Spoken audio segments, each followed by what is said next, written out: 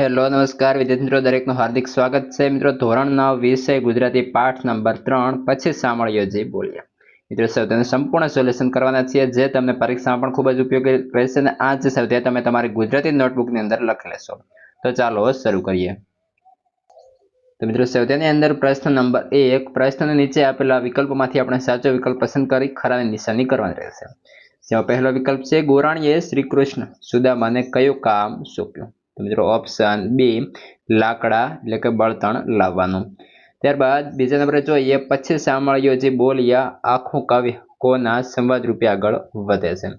તો શ્રી કૃષ્ણ અને સુદામા વચ્ચેના સંવાદ વચ્ચે.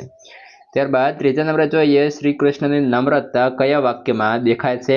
તો ઓપ્શન ડી એટલે કે તમો પાસ અમો વિદ્યા શીખતા, એટલે કે તમારી પાસે અમે વિદ્યા શીખતા હતા અથવા મેળવતા હતા. ત્યારબાદ વિકલ્પ નંબર 4 જેની અંદર સાંદીપને ઋષિને પોતાના વિદ્યાર્થી માટે ખૂબ જ સ્નેહ હતો તે પ્રત્યે તે કયા વાક્યમાં થાય છે. તો તેની અંદર મિત્રો તમામે તમામ આવી જશે. એટલે કે પછી ગુરુજી શોધવા નીકળ્યા, કહ્યું સ્ત્રીને તે કીધો કેર આપણા હૃદય સાથે ચાંપ્યા. વધીએ આગળ. મિત્રો વિડીયો સારા લાગે છે તો લાઈક, કોમેન્ટ અને શેર પણ કરતા રહેશો. પ્રશ્ન 2 છે નીચેના પ્રશ્નના 2-3 વાક્યની અંદર ઉત્તર લખો. જેમાં પહેલો પ્રશ્ન છે સાંદીપની ઋષિની ચિંતા તમારા શબ્દોમાં વ્યક્ત કરો. ઉત્તર સાંદીપની ઋષિ ગામડાથી પાછા ફર્યા ત્યારે તેમને જાણ થઈ કે ગોરાણીએ શ્રી કૃષ્ણ અને સુદામાને જંગલમાં લાકડા લેવા મોકલ્યા છે.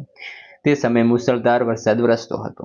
આ બંને ક્યાં અટવાયા હશે એની ઋષિને ચિંતા થવા લાગી. ઋષિએ ગોરાણીને કહ્યું તમે તે ત્રણેય પર જુલમ કર્યો છે. તરત જ તેઓ વરસાદમાં કૃષ્ણ અને સુદામાને શોધવા નીકળ્યા. જંગલમાં ટાળના ધ્રુજતા બલરામ કૃષ્ણ અને સુદામાને જોઈ તેમને આલિંગનમાં લીધા અને તેમને આશ્રમમાં લઈ આવ્યા.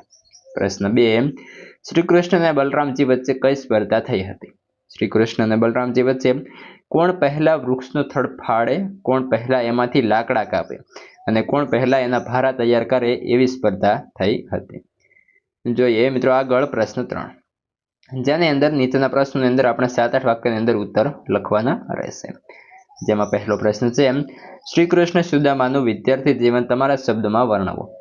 ઉત્તર પછી સાંભળ્યો જે બોલ્યા. આ ખંડમાં શ્રી કૃષ્ણ સુદામાનું વિદ્યાર્થી જીવન અને તેમની અતૂટ મધુર મૈત્રી વર્ણવાય છે. શ્રી કૃષ્ણ તેમના મોટા ભાઈ બલરામજી અને સુદામા સાંદીપની ઋષિના આશ્રમમાં સાથે ભણ્યા હતા. શ્રી કૃષ્ણ અને સુદામા 2 માસ સાથે રહ્યા હતા.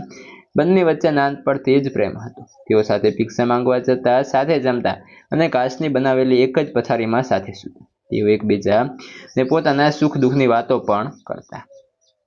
સવારે ઉઠીને વેદની ધૂન કરતા.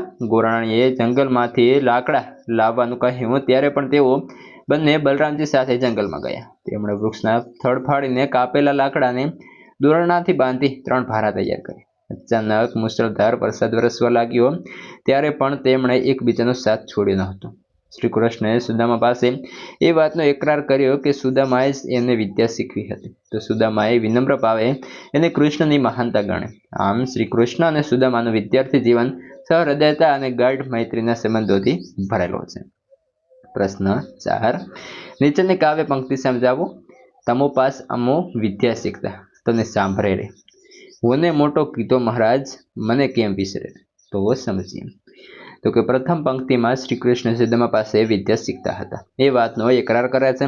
સુદામાએ એમના પર કરેલ ઉપકાર અને શ્રી કૃષ્ણ કૃતજ્ઞતા વ્યક્ત કરે છે. બીજી પંક્તિમાં સુદામા જણાવે છે કે શ્રી કૃષ્ણ આમ કહીને એમને મોટો કર્યા અર્થાત યશ આપ્યો. શ્રી કૃષ્ણની આ મહાનતા છે. સુદામાના આ શબ્દો શ્રી કૃષ્ણ માટે એમનો વિનમ્ર ભાવ અને સ્નેહ દર્શાવે છે. મિત્રો આ હતું સંપૂર્ણ સોલ્યુશન. હવે આગળના પાઠનું સોલ્યુશન તમને આ વિડીયો ડિસ્ક્રિપ્શનમાં અથવા તો ચેનલના પ્લેલિસ્ટમાંથી લિંક મળી જશે. અને અન્ય વિષયના પણ સાથે સોલ્યુશન મિત્રો આપણી ચેનલ પર ઉપલબ્ધ છે.